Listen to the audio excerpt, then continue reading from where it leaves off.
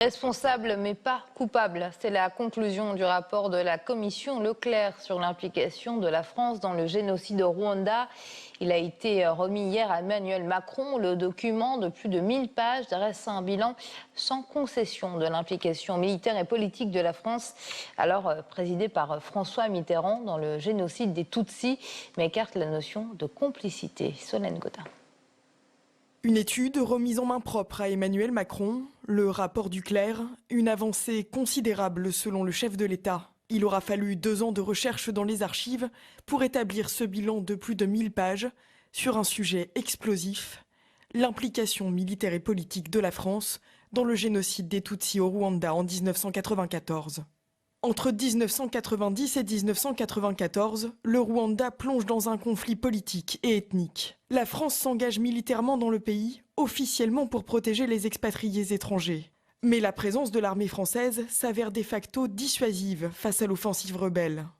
Malgré les nombreuses alertes mettant en garde contre les dérives génocidaires du gouvernement rwandais, François Mitterrand, alors président de la France, s'aligne sur Kigali. D'abord, François Mitterrand avait des liens très étroits avec le président Habyarimana. Et Habyarimana en jouait énormément pour obtenir tout de la France sans rien concéder. C'est-à-dire que, par exemple, il y a des cartes d'identité ethniques qui ont servi ensuite, lors du génocide, à éliminer les Tutsis. Eh bien, la France aurait pu faire pression, refuser de donner des moyens militaires tant qu'Habyarimana n'aurait pas modifié les cartes d'identité. Entre avril et juillet 1994, au moins 800 000 personnes, majoritairement Tutsis, sont exterminés dans des conditions abominables. Si le rapport du Clerc établit sans concession l'aveuglement idéologique et la faillite de l'exécutif français de l'époque sur ce dossier, en revanche, il écarte la complicité de génocide longtemps dénoncée par le Rwanda. Pour nous, chercheurs, historiens dans la commission, la complicité de génocide, c'est de s'être associé intentionnellement à l'entreprise génocidaire. Et nous, ce qu'on constate, et c'est très important de le dire, c'est que dans toutes les archives, il n'y a aucun document qui montre que la France voulait s'associer à cette entreprise génocidaire. Après le génocide puis la victoire des rebelles du Front patriotique rwandais, les responsables politiques français avaient soutenu avoir sauvé l'honneur de la communauté internationale en étant les seuls à intervenir dans le pays avec l'opération Turquoise, dont la légitimité et les intentions sont également très critiquées. Depuis juillet 1994, la France et le Rwanda entretenaient des relations tendues. Après la publication de ce rapport, l'Élysée a appelé à un rapprochement irréversible avec Kigali. De son côté, le Rwanda s'est félicité de la publication de ce rapport et dit y voir un pas vers une compréhension commune du rôle de la France dans ce génocide. Et de leur côté, les associations des victimes du génocide réclament justice et une prise de position de la part du gouvernement. Écoutez.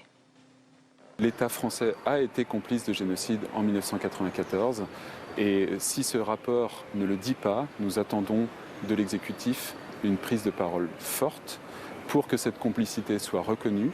C'est le seul moyen pour qu'il y ait ensuite un contrôle démocratique qui soit mis en place sur nos institutions, sur les opérations extérieures. Le risque sinon, c'est que ce type d'action soit répété et qu'elle soit répétée au nom du peuple français. Ça change beaucoup parce qu'il y a énormément de négationnisme, notamment en France, du fait de la présence de génocidaires et de leurs familles sur le territoire. Donc le fait que les politiques prennent enfin en compte ces mots-là forts, ça ne peut être qu'une bonne chose parce que ça permet aussi un petit peu de faire reculer ce sentiment d'impunité. Ces mots-là, c'est très bien, mais il y a des personnes à juger en France.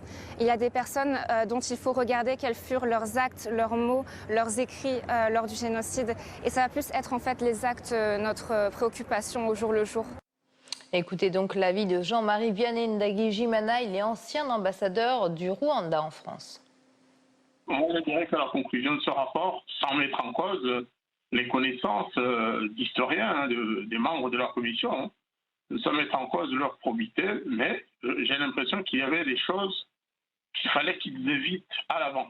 Je crois qu'il y a un enjeu diplomatique et politique, certainement parce qu'il est quand même bon de relancer la coopération, les relations entre le Rwanda et la France. Et puis sur le plan interne, en France, il y a peut-être un intérêt quand même à ce que le président dise qu'il a réconcilié les deux pays. Pourquoi pas ?